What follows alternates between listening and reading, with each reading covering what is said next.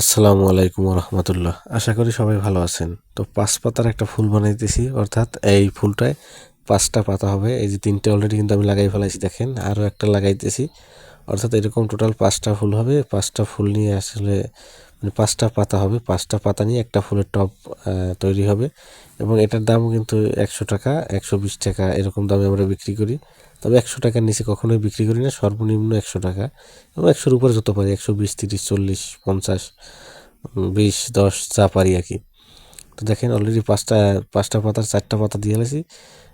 এবার কিন্তু ৫ নম্বর পাতাটা দিলাম, অর্থাৎ প্রথম ২ পিস থাকবে ছোট, এরপর আরও ২ পিস থাকবে মাঝারি এবং উপরে 1 পিস থাকবে বড়। টোটাল এই 5 পিস দেখেন, এই যে 5টা পিস দেখছেন কত সুন্দর লাগে। যে এই 5টা পিস দিয়ে এই একটা ফুলের টব আমরা তৈরি করি এবং 5টা পাতা যখন দেওয়া হয়ে গেছে এবং টবের যে গোড়া আছে প্রত্যেকটা গোড়ায় দেখেন যে আমি কিন্তু আবার ঘাম দিয়ে দিতেছি যাতে এটা খুব শক্ত হয়।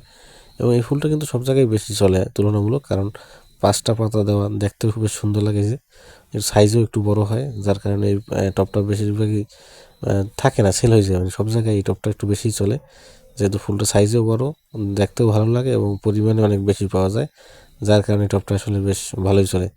তো ফুল তৈরি করা আমার শেষ হলো। সবাই ভালো থাকবেন, সবার জন্য ভালোবাসা এবং দোয়া রইল। আসসালামু আলাইকুম।